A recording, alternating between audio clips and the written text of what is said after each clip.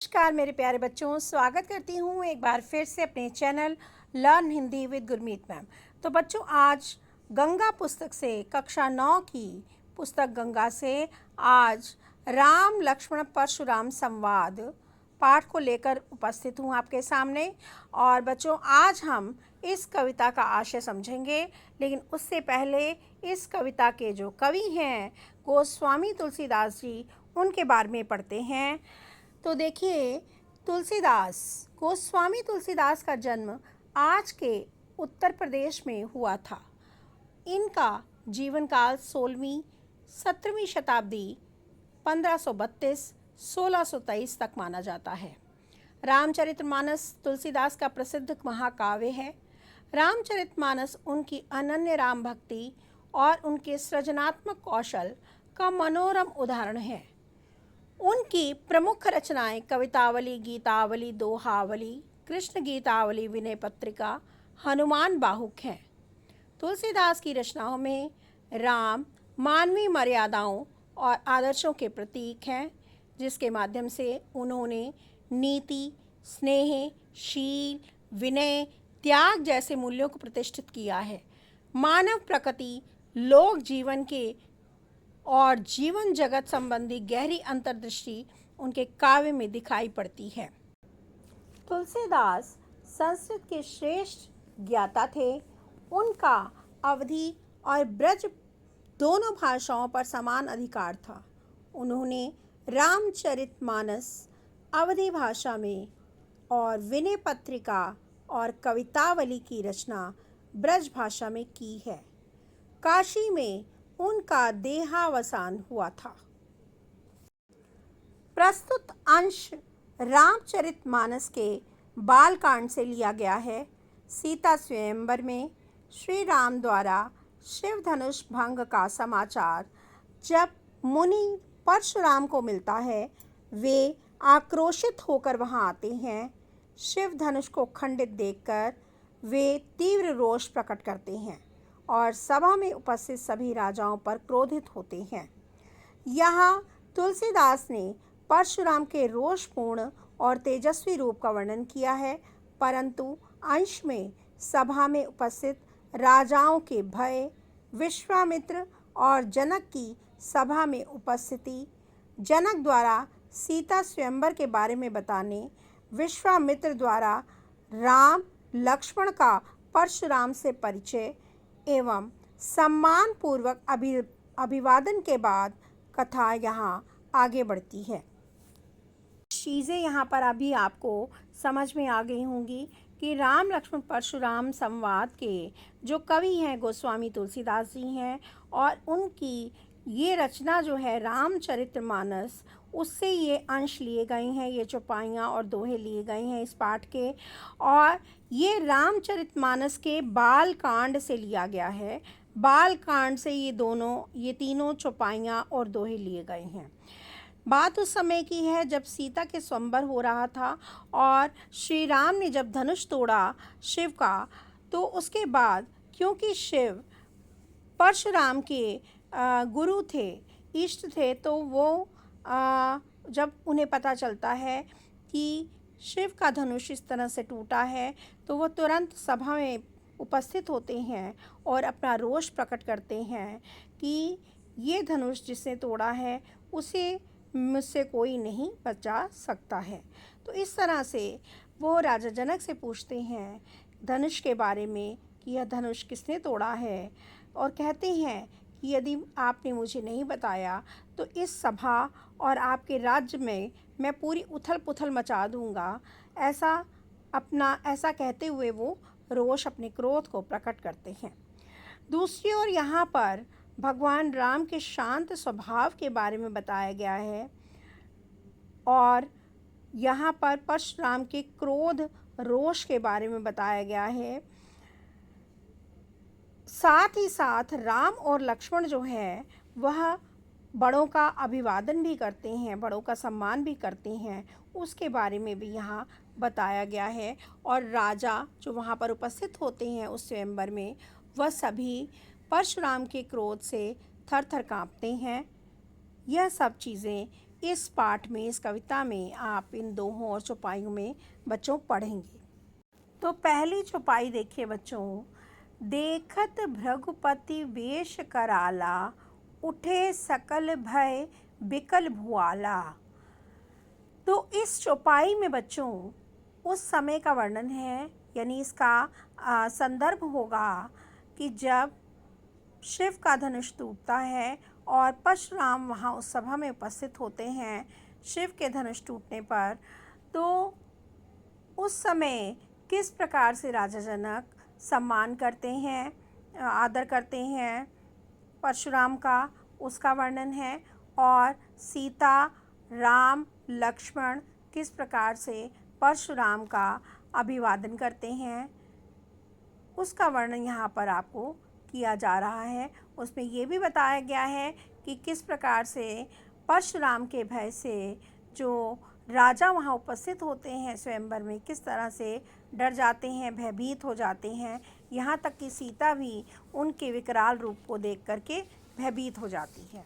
तो देखिए बच्चों, देखत भृगुपति वेश कराला, देखत मैंने देख करके, भृगुपति भृगु के पति अर्थात परशुराम के लिए आया भृगुपति।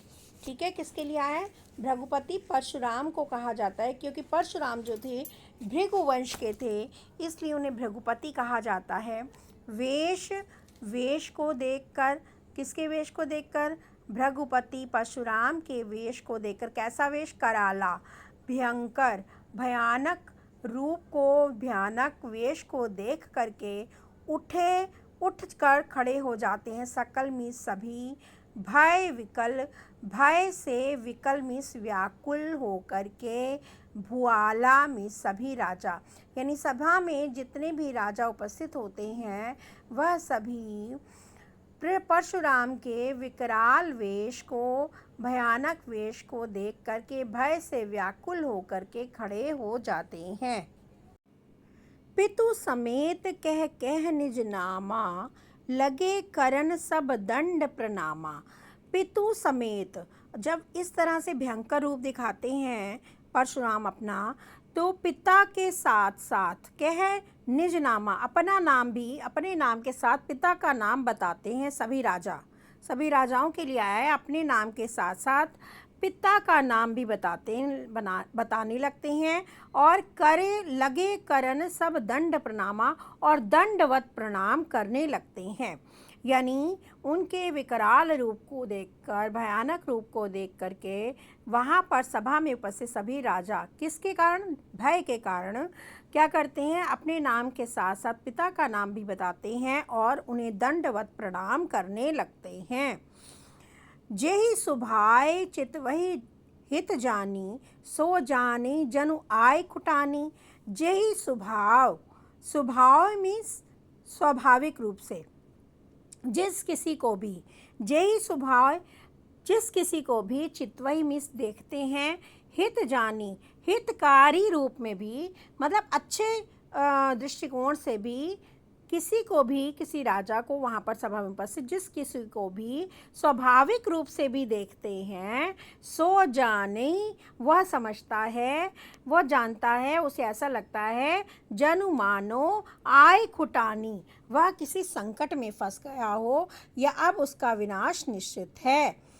इतना विकराल रूप है उस समय परशुराम का जब वो सभा में आते हैं। जेहि सुभाए, जिस किसी को भी स्वाभाविक रूप से चितवही मैंने देखते हैं, चितवही मीन्स देखते हैं, हित जानी, हितकारी रूप में भी देखते हैं, सो जानी, उसे लगता है या वह समझता है, जनु मानो आय कुटानी, वह किसी संकट में फंसने वाला है या अब उसका विनाश निश्चित ही है। तो यहाँ पर बच्चों जनु शब्द आया है, जिसके कारण यहाँ पर उत्प्रेक्षा अलंकार है। यहाँ बच्चों ऊपर वाली पंक्ति में खुटानी शब्द आया है। खुटानी का अर्थ होता है विपत्ति में, संकट में। ठीक है, आगे देखिए, जनक बहोर आय सिर नावा। अब इसके बाद राजा जनक आते हैं। बहोर का मतलब होता है फिर, देन बहोर, फिर राजा जनक आए, आ करके क्या करते हैं, सिर नावा, सिर झुका करके प्रणाम करते हैं, नवाते हैं, सिर नवाते हैं। फिर क्या करते हैं, सी बुलाए प्रणाम करावा, सी मैंने फिर सीता को बुला करके प्रणाम करावा, उनसे भी प्रणाम करवाते हैं, उनसे भी अभिवादन करवाते हैं। तो इसके बाद राजा जनक आते हैं और फिर सिर झुका करके परशुराम, मुनि परशुराम को प्रणाम करते हैं और फिर सीता को भी बुला करके उनसे प्रणाम करवाते हैं। आशीष दीनी सखी हर्षानी, आशीष, अब जब सीता प्रणाम करती है परशुराम को तो क्या करते हैं परशुराम, वो आशीष दीनी, फिर वो आशीर्वाद देते हैं सीता को, और आशीर्वाद देते हैं तो सखी हर्षानी, तो सारी सखियां जो होती हैं उनकी प्रसन्न होती हैं, खुश होती हैं। और फिर क्या करती हैं, निज समाज ले गई सियानी, और फिर उन्हें निज समाज, अपने समूह में, यानी कि जहाँ पर उनकी सखियाँ, दूसरी सखियाँ बैठी हुई थी वहाँ पर उन्हें ले गई सयानी, वहाँ पर उन्हें, यानी बुद्धिमान स्त्रियाँ वो जो थीं, उन्हें अपने समूह में वापस ले जाती हैं। ठीक है। विश्वामित्र मिले पुनि आई, पद सरोज मेले दो भाई। अब विश्वामित्र मिलते हैं, पुनि आई, पुनि मैंने, अब फिर क्या होता है, विश्वामित्र कौन है बच्चों, विश्वामित्र जो हैं राम और लक्ष्मण के गुरु हैं। तो विश्वामित्री थे जो राम और लक्ष्मण को सीता के स्वयंवर में लेकर आए थे। तो विश्वामित्र जो अब आते हैं और उन्हें उनसे मिलते हैं। पुनि आई मिले, विश्वामित्र मिले पुनिया, अब फिर क्या होता है, अब इसके बाद विश्वामित्र आकर उनसे मिलते हैं। पद सरोज, पद मीन्स पैर, चरण, सरोज मैंने कमल, कमल के समान चरण या कमल रूपी चरणों को मेले स्पर्श करते हैं दो भाई, दोनों भाई। इसके बाद जब उनके गुरु प्रणाम करते हैं उनको, तो फिर दोनों भाई भी क्या करते हैं, राम और लक्ष्मण, वह कमल रूपी चरणों को, उनके कमल रूपी चरणों को स्पर्श करते हैं। राम लखन दशरथ के ढोटा, और बताते हैं कि राम और लक्ष्मण जो हैं राजा दशरथ के ढोटा मैंने बेटा, ढोटा मैंने बेटा होता है, राजा दशरथ के बेटे हैं। दीनी असीस, और तब क्या कहते हैं, परशुराम क्या करते हैं, दीनी असीस, उन्हें आशीर्वाद देते हैं। देख भल जोटा, जोटा का मतलब होता है जोड़ी, भल मैंने भली जोड़ी, उत्तम जोड़ी, श्रेष्ठ जोड़ी, सुंदर जोड़ी, तो इस सुंदर जोड़ी को आशीर्वाद देते हैं, भली जोड़ी समझ करके आशीर्वाद देते हैं। राम ही चिते रहे थक लोचन, रूप अपार मार मद मोचन।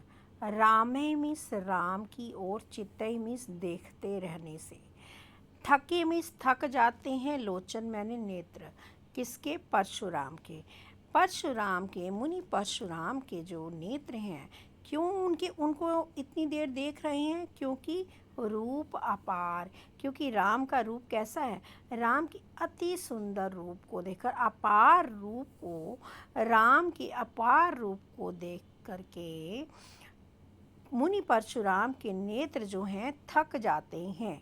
क्यों, मार मद मोचन, ऐसा लगता है उन्हें कि मार मीन्स कामदेव, कामदेव का पर्यायवाची है मार।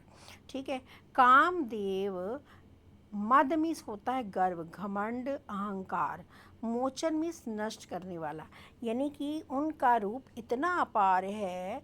कहते हैं ना, कामदेव सुंदरता में अग्रणी, सुंदरता के देवता माने जाते हैं कामदेव, यानी सबसे सुंदर होते हैं। तो कामदेव सुंदरता के देवता हैं, लेकिन राम का जो रूप है, परशुराम कहते हैं कि राम का जो रूप है वो इतना अपार है कि ऐसा लगता है कि कामदेव का जो अहंकार, कामदेव को किस चीज़ का अहंकार होगा, अपने रूप सौंदर्य का, तो कामदेव के गर्व को नष्ट करने वाला है। ठीक है, मार मिस कामदेव, मद मैंने गर्व को, अहंकार को, मोचन मिस नष्ट करने वाला है। तो राम के रूप, अपार रूप को देख करके परशुराम के नेत्र थक जाते हैं और वो कहते हैं कि ऐसा लगता है कि यह कामदेव के अहंकार को नष्ट करने वाला है। कौन? इनका रूप सौंदर्य, राम का। आगे दोहा देखिए बच्चों, बहुर बिलो की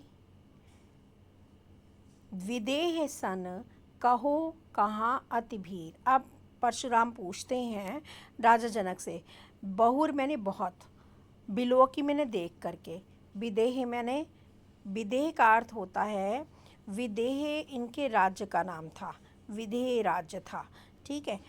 राजा जनक के राज्य का नाम था विदेह राज्य, तो इन्हें विदेह कहा जाता है, राजा जनक को भी कहा जाता है। तो परशुराम कहते हैं कि राजा जनक अब मुझे बताओ देख करके, कहो, कहा, अति भीरा, भीरा मीन्स भीड़, ठीक है। इतना यहाँ पर इस सभा में इतनी भीड़, कहो कहो कहो कहा क्यों है, इतनी अधिक भीड़ क्यों है। राजा जनक की ओर देख करके, बहुर बिलो की मैंने देख करके, राजा जनक की ओर देख करके उनसे पूछते हैं कि हे जनक बताओ कि इस सभा में इतनी भीड़ क्यों है। पूछत जान, जान मैंने जान करके, सब कुछ जानते हैं, वो पूछ रहे हैं, पूछत मैंने पूछ रहे हैं, जान ही मैंने जानते हैं, सब कुछ जानते हैं, जानते हुए भी अजान, अजान जिमी, जिमी मैंने जैसे, अनजान की भांति, अनजान बनते हुए, अनजान के समान पूछ रहे हैं।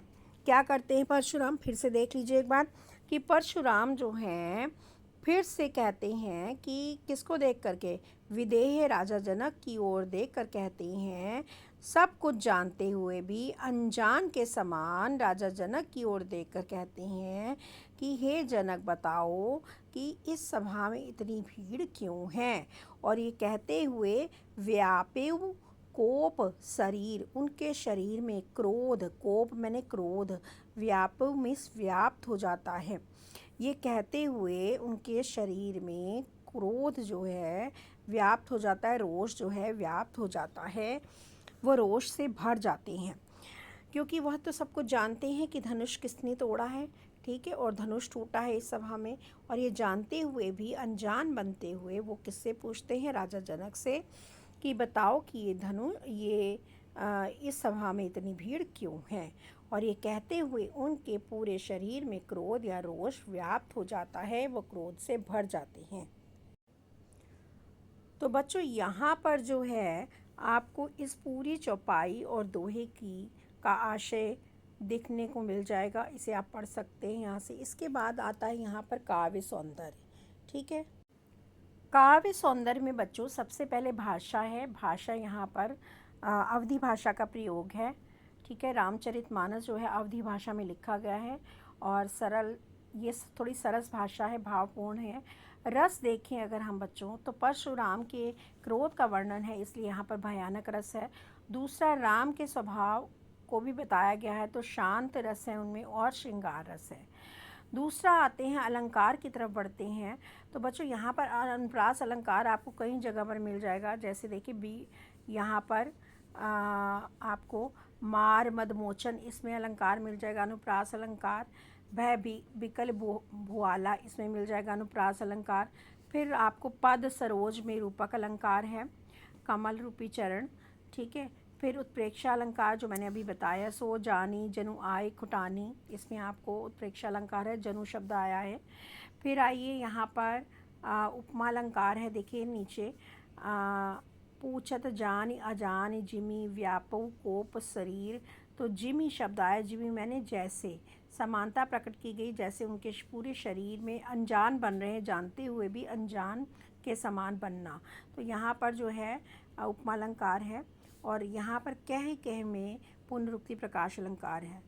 तो बच्चों यहाँ पर इसके साथ चित्रात्मक शैली है, ठीक है, चित्रात्मक शैली का वर्णन है, छंद, चौपाई और दोहा है, और माधुर्य गुण भी है और ओज गुण भी है। जब परशुराम के क्रोध की बात होती है तो परशुराम के क्रोध की बात होती है तो ओज गुण है, और माधुर्य गुण भी है जब राम के सौंदर्य की बात की जाती है। तो ये है बच्चों इनका काव्य सौंदर्य, इसे आप देख सकते हैं, पढ़ सकते हैं यहाँ से।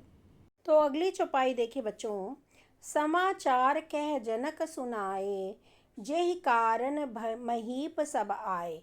तो यहाँ पर किस चीज़ का वर्णन किया गया है बच्चों? यहाँ पर इस पूरी चौपाई और दोहे में परशुराम के क्रोध का और जो राजा हैं उनके भय का, परशुराम के आतंक का, ठीक है, डर रहे हैं सभी राजा जो स्वयंवर में आए हुए हैं, और सीता जी की माता का पश्चाताप का और राम के शांत स्वभाव का, इन सभी भावों का यहाँ चित्रण किया गया है। क्योंकि परशुराम के उग्र स्वभाव से जो सभा में है भय का वातावरण उत्पन्न हो जाता है और सभा में सभी लोग मानसिक रूप से व्याकुल हो जाते हैं। सीता की माता जी वह भी पश्चाताप करने लगती हैं कि यह सब कुछ तो सही चल रहा था, अब यह क्या विधि का विधान है। और फिर राम के अद्भुत शांति का भी वर्णन यहाँ इस चौपाई में किया गया है। तो बच्चों शुरू करते हैं। समाचार कह जनक सुनाए।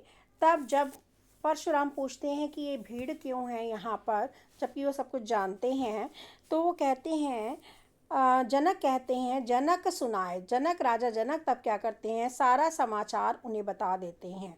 कैसा समाचार? यही कारण जिस कारण से महीप सारे राजा यहाँ पर सब आए, यहाँ पर एकत्रित हुए हैं, बताते हैं। ये नहीं बताते कि धनुष टूट गया, वो ये बताते हैं कि यहाँ पर स्वयंवर के लिए, सीता के स्वयंवर के लिए सभी राजा एकत्रित हुए हैं, ऐसा समाचार उन्हें बताते हैं। सुनत वचन फिर अनत निहारे। और फिर राजा जनक के वचनों को सुन करके फिर से अनत मीन्स दूसरी ओर, ठीक, दूसरी ओर निहारे मैंने देखते हैं। राजा जनक परशुराम क्या करते हैं कि राजा जनक के वचनों को सुन करके वो क्या करते हैं, अनत मीन्स दूसरी ओर निहारे देखते हैं। और देखते हैं तो क्या देखते हैं, देखे चाप खंड। चाप मीन्स धनुष के टुकड़ों को, मही मीन्स धरती पर डारे गिरे हुए।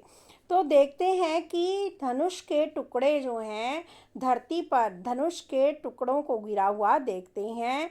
और फिर क्या हो जाते हैं, ये सब देख करके क्या होते हैं, अत्यंत क्रोधित हो जाते हैं। फिर क्या करते हैं, अतिरिस बोले वचन कठोरा।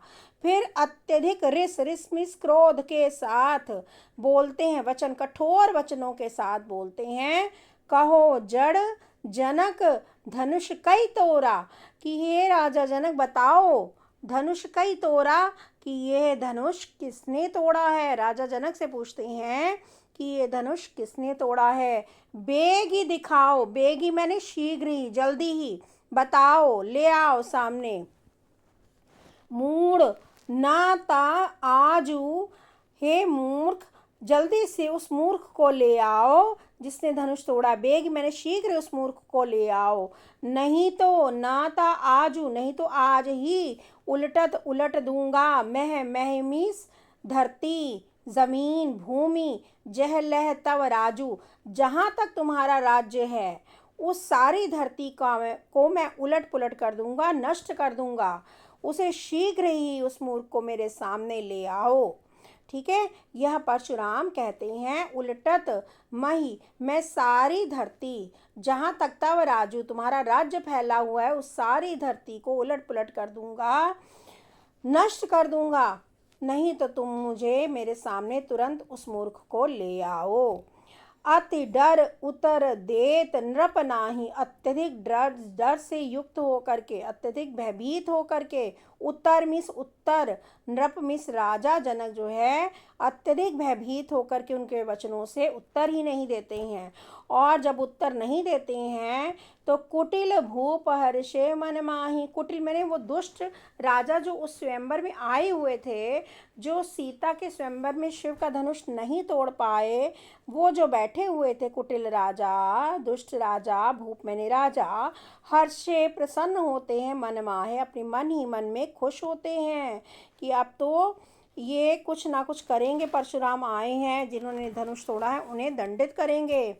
आगे देखिए, सुर मुनि नाग नगर नर नारी। अब सुर मैंने देवता, मुनि मैंने मुनि, नाग लोक के निवासी, नगर के नर नारी सभी, सोचे हैं सकल मैंने संपूर्ण, त्रास मीस भय से, उर भारी, उर मीस हृदय में, मन में, किससे भर जाते हैं, उनके मन में हृदय में क्या भर जाता है, भय से व्याप्त हो जाते हैं।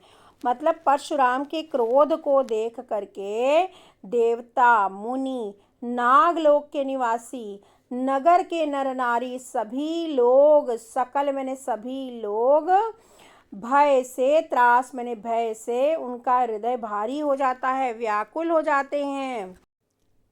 मन पछताती सिय महतारी। सिय मीन्स सीता जी की, महतारी मीन्स माँ, सीता जी की माता भी मन पछताती, मन में पछताने लगती हैं कि क्या स्थिति उत्पन्न होगी, मन ही मन वो भी पछताती हैं। विधि मैंने भाग्य, विधाता, अब सवरी। अभी तक क्या था, बात आराम से चल रही थी, राम ने धनुष तोड़ा महादेव का, शिव का, और शिव का धनुष तोड़ने के बाद अब आराम से सीता जी का विवाह आराम से हो जाता, लेकिन सब कुछ ठीक ठाक चल रहा था। तो कहती हैं विधि अब सवरी, अभी अभी तो विधि विधाता ने क्या किया था, अभी अभी विधि सवरी, अभी अभी तो विधाता ने मेरी पुत्री के भाग्य को संवारा था, और अभी अभी यह बात विधाता ने यह ऐसी स्थिति उत्पन्न कर दी है, विधि से ऐसी स्थिति उत्पन्न कर दी है, बात बिगाड़ी, यह सारी बात बिगड़ती हुई सी प्रतीत होती है। तो ये किसके कारण बात बिगड़ रही है, विधाता के कारण, विधि के कारण, भाग्य के कारण।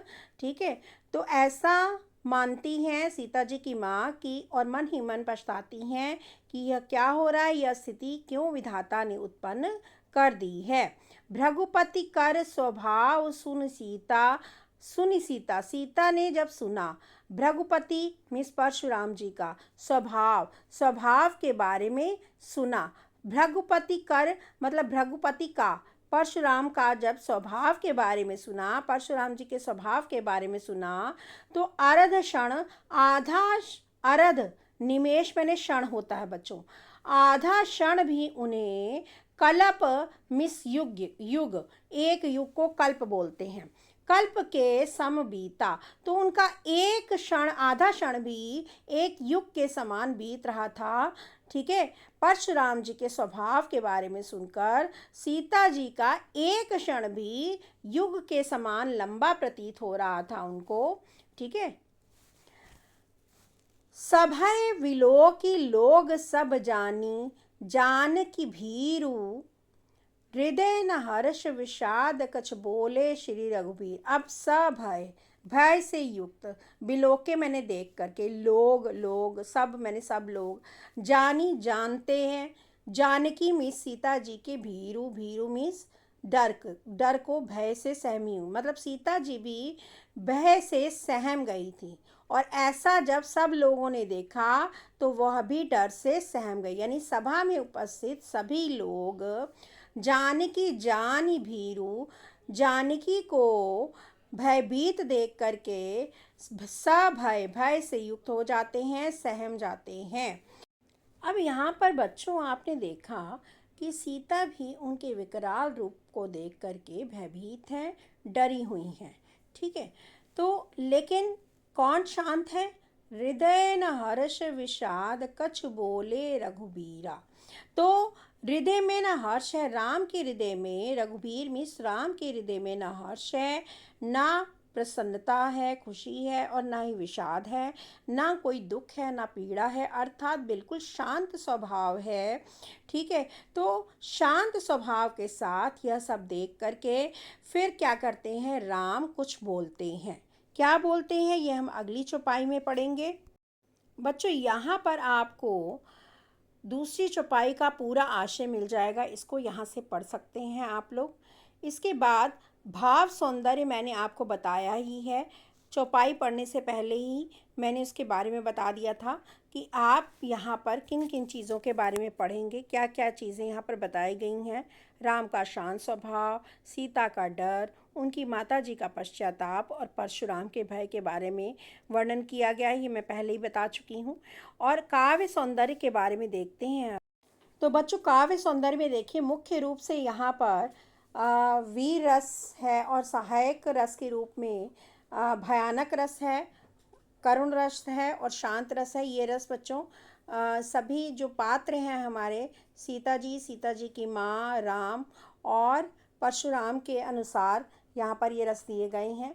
और अलंकार में देखिए, सूर्य, मुनि, नाग, नगर, नर, नारी, यहाँ पर अनुप्रास अलंकार है। बाद पिगारी में बा वर्ण की आवृत्ति के कारण अनुप्रास अलंकार है।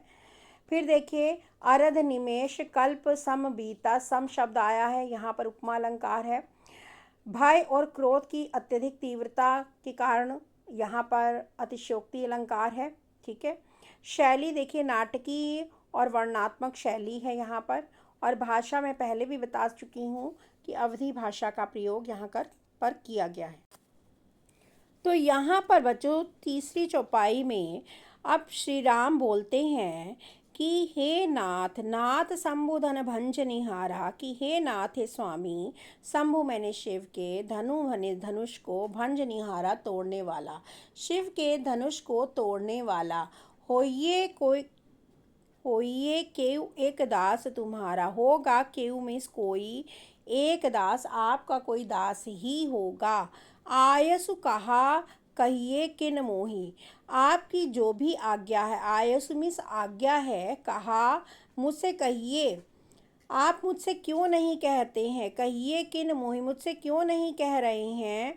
सुनि रिसाए बोले मुनि को ही, यह सब सुन करके रिसाए मीन्स क्रोधित होकर के, मुनि जो हैं क्रोध से युक्त होकर बोलते हैं, सेवक सो जो करे सेवकाई, सेवक तो वह होता है जो सो करे सेवकाई, जो सेवा करता है। अरि करनी कर करे लड़ाई, और अरि की करनी, अरि मीन्स होता है दुश्मन, शत्रु, और शत्रुता के कार्य करके, अरि की करनी करके, तो शत्रुता के कार्य करने पर तो लड़ाई ही होती है। शत्रुता का काम करे तो फिर क्या होता है, लड़ाई ही होती है। सुनो राम जय शिव धन तोरा, हे राम सुनो, जिसने शिव धनु, शिव के धनुष को तोरा मीन्स तोड़ा है। सहस्त्र बाहु सम सो रिपु मोरा, वह सहस्त्र बाहु के समान, सहस्त्र बाहु के समान, सो रिपु मेरा शत्रु, रिपु मैंने शत्रु, मोरा मैंने मेरा, वह सहस्त्र बाहु के समान मेरा शत्रु है। सो बिलगाय बिहाय समाजा, सो बिलगाय वह अलग हो जाए, समाजा मिस समाज से, सभा से, इस बिहाय मिस अलग हो जाए, इस सभा को त्याग करके अलग हो जाए। नाते मार जाए सब राजा, नहीं तो मैं सभी राजाओं को मार डालूंगा। सुनी मुनि बचन लखन मुस्काने, अब जो लक्ष्मण थे वो मुनि विश्वामित्र परशुराम के वचनों को सुन करके मुस्कुराने लगे।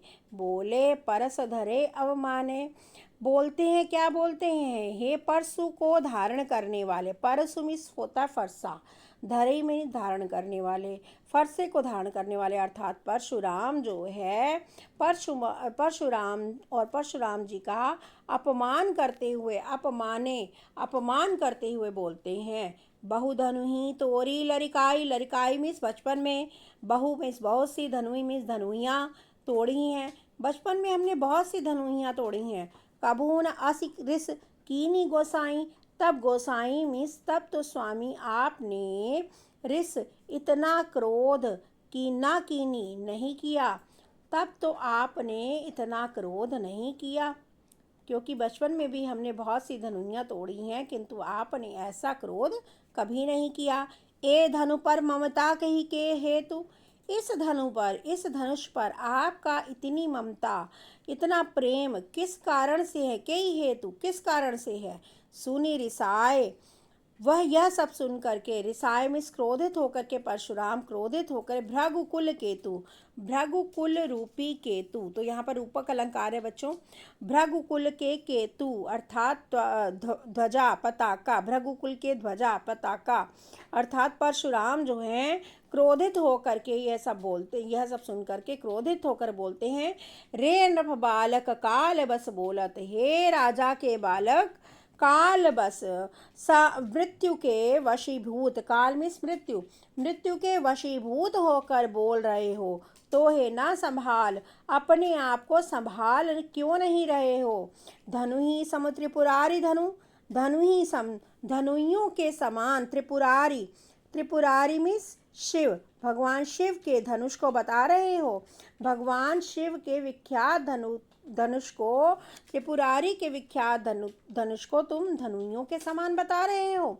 सकल संसार, संपूर्ण संसार विदित मैंने जानता है, सारे संसार में विख्यात शिव जी का यह धनुष है और तुम इसे धनुइयों के समान बता रहे हो। तो यहाँ पर लक्ष्मण की बातों से क्रोधित हो जाते हैं भृगुकुल के केतु अर्थात भृगुकुल की ध्वजा पताका अर्थात परशुराम। ठीक है, तो यहाँ पर बच्चों भाव सौंदर्य ये है आपका भावार्थ, आशय इस पूरी चौपाई का जो यहाँ दिया गया है, इसे आप देख सकते हैं। तो आगे बढ़ते हैं काव्य सौंदर्य की ओर। तो बच्चों सबसे पहले आते हैं काव्य सौंदर्य में भाषा की ओर। भाषा यहाँ पर अवधी भाषा का प्रयोग है, जैसा कि मैं पहले भी बता चुकी हूँ। और भाषा भावानुकूल है, पात्रों के अनुकूल है। साथ ही कथात्मक और नाटकीय शैली का सुंदर प्रयोग हमें देखने को मिल रहा है, जैसे पहले दूसरी चौपाई में भी हमने बताया था, नाटकीय शैली है और वर्णनात्मक शैली है। छंद में देखें तो चौपाई और दोहा छंद का प्रयोग है। ठीक है, और अलंकार में देखिए अनुप्रास अलंकार है, कहा कहिए किन और करी करिए, सहस्त्रबाहु समसो, ये इसमें अनुप्रास अलंकार, बिलगाऊ बिहाई में अनुप्रास अलंकार है, असिरिस सकल संसार इसमें अनुप्रास अलंकार है। उपमा अलंकार बच्चों यहाँ देखने को मिलता है, सहस्त्र बाहु सम सो रिपु मोरा, तो सम शब्द आया यहाँ पर उपमा अलंकार है। भृगुकुल केतु में रूपक अलंकार है। ठीक है, और इसके साथ साथ शिव के लिए शंभु, त्रिपुरारी और परशुराम के लिए भृगुकुल केतु जैसे शब्दों का प्रयोग यहाँ पर किया गया है। अब भाव सौंदर्य में आए तो हमें देखने को मिलता है कि यहाँ पर जो है रामचरितमानस से जो ये संकलित बालकांड से लिया गया है, इसमें महाकवि तुलसीदास जी ने शिव धनुष के टूटने के प्रसंग का वर्णन करते हुए दिखाया है कि क्रोधित परशुराम किस तरह से को शांत करने के लिए जो राम है वो अपने आप को दास बताते हैं परशुराम का, मुनि परशुराम का, और अपनी विनम्रता को दिखाते हैं।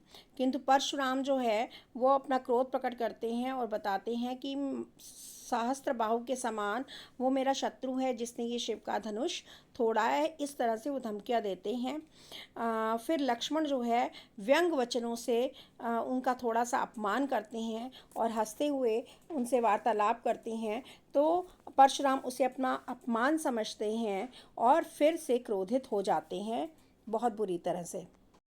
तो बच्चों यहाँ पर आपका जो पाठ है राम लक्ष्मण परशुराम संवाद वो समाप्त हो गया है।